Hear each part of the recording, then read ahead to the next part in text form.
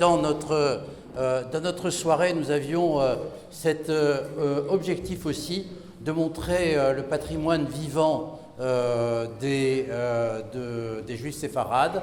Et nous avons eu la chance d'accueillir le directeur du tourisme de l'ambassade du Portugal. Je le remercie pour son intervention.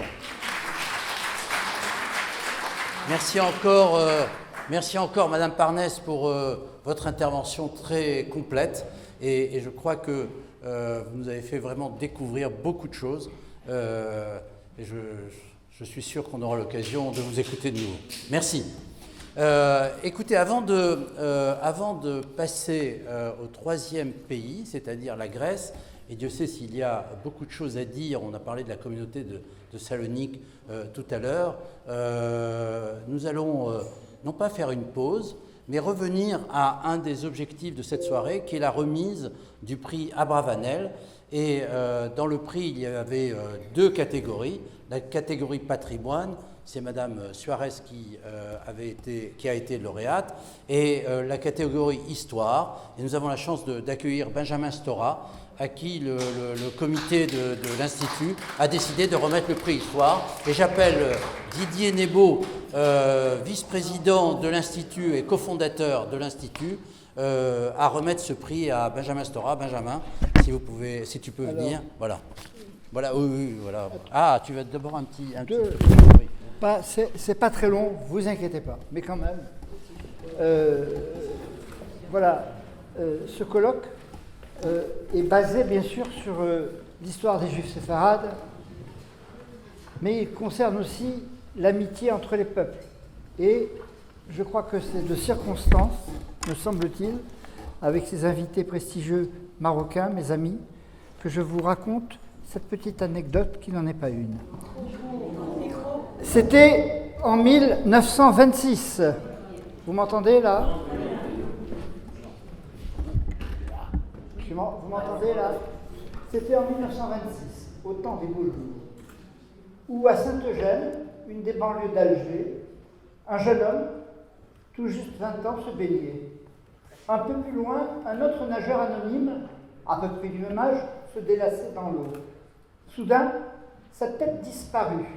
Il venait de couler. Sans perdre une seconde, le premier nagea vers le lieu du drame.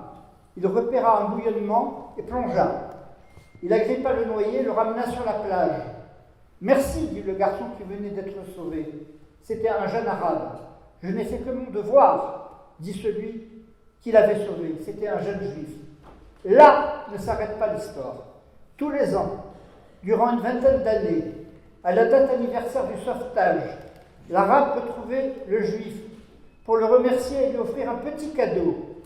Cette belle histoire de main tendue, excusez-moi, et de venir rattraper in extremis m'a été rapportée par mon père qui n'était autre que le sauveur.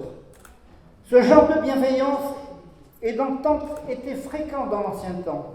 D'ailleurs, bien souvent, des cohortes de juifs et d'arabes se pressaient pratiquement main dans la main sur les tombes des sages, souvent les mêmes. Nous pouvons espérer qu'une nouvelle page de fraternité durable puisse à nouveau s'écrire avec la plupart des pays arabes, en se regardant avec humilité et générosité, comme c'est le cas aujourd'hui avec le Royaume du Maroc. Maintenant, en tant que vice-président de l'INSERM, bien sûr, c'est avec beaucoup de plaisir et d'émotion que je vais décerner ce premier prix à Abravanel. Juste encore quelques secondes pour vous expliquer qui était Abravanel. On en a plus ou moins parlé un petit peu, mais je crois que ça vaut la peine. Abravanel, qui était donc conseiller des finances du roi Ferdinand, c'est-à-dire le mari d'Isabelle la catholique. Ayant appris que le décret d'expulsion avait été signé, il a essayé en vain, il a essayé d'intervenir auprès de Ferdinand pour essayer de lui faire revenir sur sa décision. Et il lui a proposé, ce qu'il pensait être un argument décisif, il lui a proposé 30 000 ducats d'or pour les finances du royaume. Malheureusement, Torquemada, le grand inquisiteur, était tapis derrière une porte. Il avait écouté la conversation. Il pénétra dans la pièce en furie. Il avait un crucifix. Il tendit le crucifix à Ferdinand. Il lui dit « Judas a vendu notre Seigneur pour 30 ducats. Vous le donnerez pour 30 000. Tenez, le voici. Il jeta le crucifix aux pieds du roi. La cause était entendue.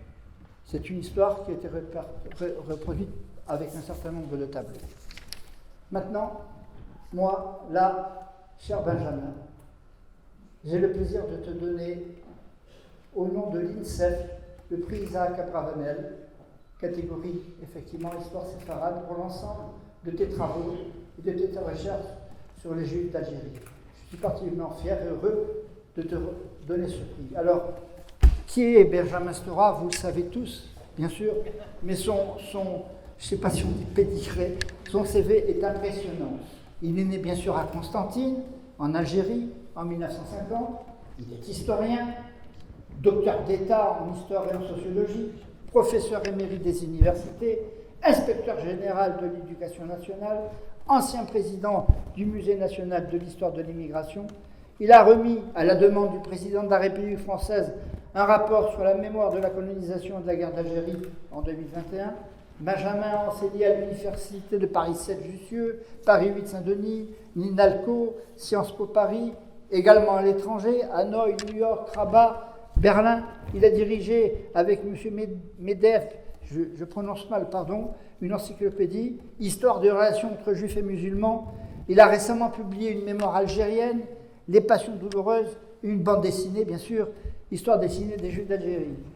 Son livre autobiographique, Les clés retrouvées, une enfance juive à Constantine, a remporté un vif succès public. Benjamin était le commissaire général de l'exposition des Juifs d'Orient à l'Institut du monde arabe et ensuite au Musée national de l'histoire de l'immigration. Il a publié une quarantaine d'ouvrages d'histoire et de sociologie sur l'histoire du Maghreb contemporain et de l'Algérie, des biographies de Charles de Gaulle et de François Mitterrand, conseiller historique sur plusieurs films de fiction, dont Indochine, qui a eu l'Oscar du meilleur film étranger, Les Hommes libres, présente au Festival de Cannes. Benjamin est l'auteur d'une dizaine de documentaires pour la télévision. Dernière diffusion, c'était La guerre d'Algérie sur France 2 en mars 2022. Benjamin est un homme rare qui a fait beaucoup pour la mémoire. Benjamin, je suis fier de te remettre ce prix.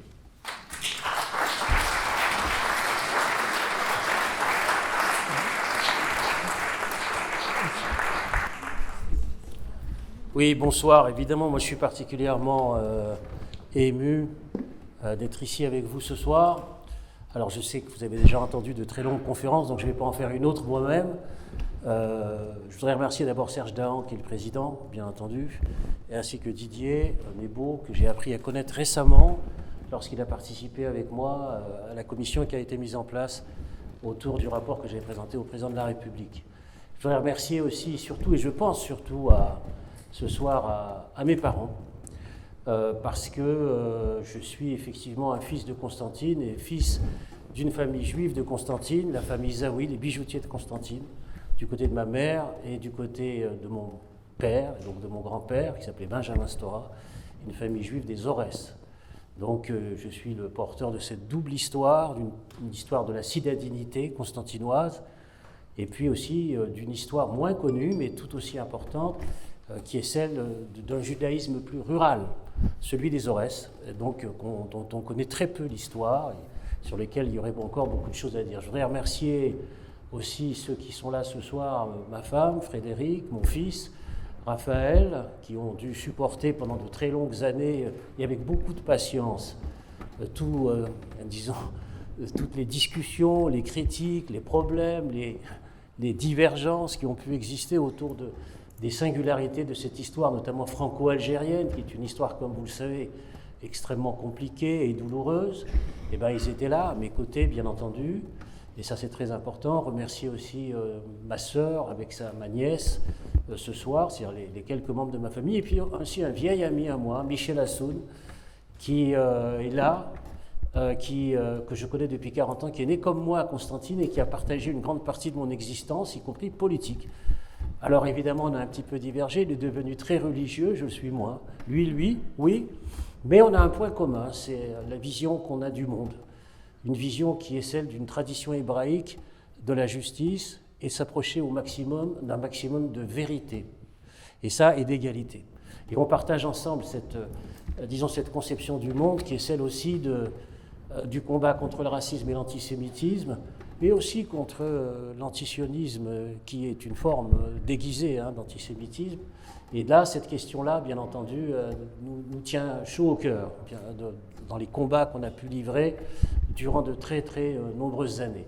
Je voudrais simplement vous dire ce soir, par rapport à ce qu'a évoqué Didier sur mon parcours, disons, intellectuel, signaler simplement le point de bascule de mes recherches autour de l'histoire juive. Lorsque je suis rentré du Maroc, où j'ai vécu pendant 4 ans, à Rabat, un pays magnifique, le Maroc, je suis rentré en 2002, parce que j'étais là-bas chercheur au centre Jacques Berck à Rabat, pendant 4 ans, et j'ai été interpellé par un certain nombre de jeunes juifs de l'Union des étudiants juifs de France, l'UEJF, qui m'ont dit, dans le fond, on connaît mal notre propre histoire. Des gens de 20, 25 ans, 26 ans, on me dit souvent que nous sommes et que nous appartenons aux Européens d'Algérie, les pieds noirs. Mais en fait, est-ce que c'est vraiment ça? Parce que quand j'entends ma grand-mère parler, elle parle en arabe, les plats que nous cuisinons, ce sont des plats, disons, qui appartiennent à une autre tradition que la tradition européenne pure. Alors d'où venons-nous? Qui sommes-nous? Et il y a eu cette sorte d'interpellation qui m'a conduite à écrire mon premier livre, d'ailleurs, sur les Juifs en tant que tels, qui est Les 3 exils juifs d'Algérie, qui est sorti en 2005-2006, et qui m'a poussé à une interrogation sur ces paramètres très particuliers des Juifs d'Algérie, à la fois par leur attachement à la France et à la République française, de manière très très forte, vous le savez, suite au décret Crémieux, bien sûr, de 1870, mais également, et c'est ça qui est plus compliqué, une sorte, disons, de passion dans l'enracinement de la tradition hébraïque, y compris dans la communauté juive, même la plus, entre guillemets, assimilée.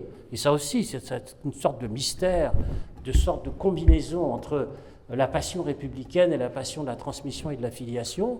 Mais ce qui était encore plus étrange dans ce troisième paramètre, c'était dans les nouvelles générations qui apparaissaient et qui me questionnaient à l'époque, c'était ce rapport de retour à l'Orient. C'est-à-dire le fait de vouloir se réinscrire dans une histoire, et paradoxalement, ce retour à l'Orient, il passait par le regard sur l'histoire algérienne, bien entendu, l'histoire indigène algérienne, mais aussi un certain Orient qui passait par Israël, parce qu'Israël est en Orient.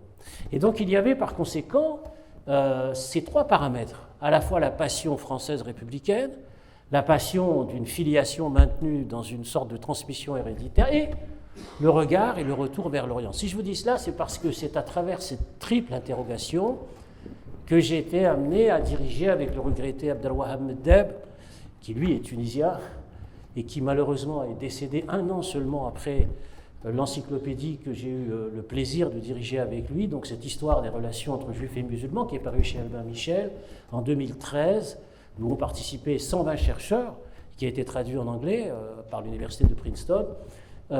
Et d'ailleurs, Meddeb avait forgé ce concept, maintenant qu'on entend un peu d'ailleurs, qui est celui de convivence dans l'histoire des relations entre juifs et musulmans. Et ce travail extraordinaire, donc, qui nous a pris quand même plusieurs années d'élaboration, de questionnement, nous a fait réfléchir sur une chose qui est très simple. C'est que lui et moi, nous étions nés pratiquement en même temps, et nous apparaissions presque comme peut-être les derniers témoins de ceux qui avaient réellement vécu physiquement, dans une sorte de civilisation judéo-musulmane. Et ça, on en a pris conscience en travaillant progressivement sur la fabrication, construction de cette encyclopédie. C'est-à-dire d'apparaître comme les derniers porteurs d'une mémoire où, quand nous étions enfants, on pouvait, en se promenant, moi à Constantine, lui à Tunis, en entendant les chants liturgiques qui étaient identiques dans évidemment des registres différents au niveau linguistique, l'hébreu d'un côté, l'arabe de l'autre, mais la liturgie, la sonorité, la musique, disons, étaient la même.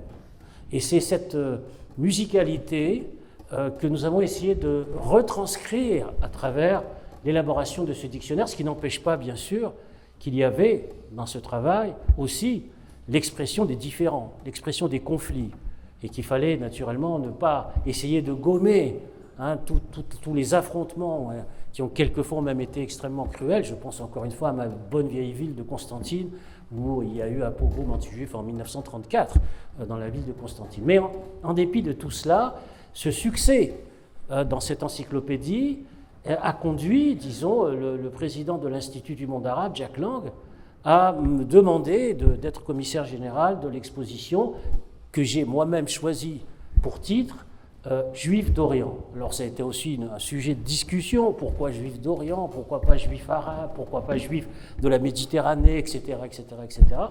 Et en fait, Juifs d'Orient, parce que c'est ce regard général qui est porté sur le Sud par une grande partie de la nouvelle génération, et cette exposition qui n'a duré que 2 mois à l'Institut du monde arabe a eu un énorme retentissement, puisque près de 100 000 personnes ont visité l'exposition, et je dois ici, puisqu'il est en face de moi, remercier tout particulièrement Mohamed Kenbib, qui a été un des grands conseillers scientifiques de cette exposition, et remercier aussi les organisateurs scientifiques, en particulier du Maroc, qui ont prêté énormément d'objets, de pièces, de tableaux, de documents pour la réussite de cette exposition, qui a encore une fois été une énorme surprise. Pourquoi c'était une énorme surprise? Parce que, dans le fond, pour tous ceux qui venaient visiter cette exposition, pour tous ceux qui étaient au cœur de cette exposition, il y avait une découverte. C'était la richesse du patrimoine séfarade. Parce que pendant très longtemps, dans le fond, les descendants de cette histoire pensaient qu'ils appartenaient à une civilisation qui n'était peut-être pas aussi importante, qui était peut-être inférieure par rapport à la puissance de la littérature, de la philosophie, etc. Ashkenaz. Disons la vérité. Et donc on disait, oui, mais enfin, les séfarades, nous, c'est pas terrible. Et puis ils sont arrivés dans cette exposition et qu'est-ce qu'ils ont vu? L'extraordinaire richesse de ce patrimoine. Les costumes, les robes de mariée, le travail de l'or, le travail des artisans, des joailliers, le travail bien sûr aussi des potiers, de tout cet extraordinaire patrimoine culturel qui risque de disparaître des mémoires. C'est pour ça que, évidemment, Al-Kenbib en a parlé tout à l'heure, la nécessité de la préservation du patrimoine, et cet institut, d'ailleurs, est là pour ça. Et c'est pour ça que je suis extrêmement content d'être le premier lauréat de de cet institut qui commence à exister véritablement, parce qu'il en va du maintien, de la survie d'un patrimoine culturel extraordinaire, dont la principale figure, qui a été aussi une révélation dans l'exposition, aux yeux des jeunes générations, est la grande figure de Maïmonide. Voilà, je vous remercie.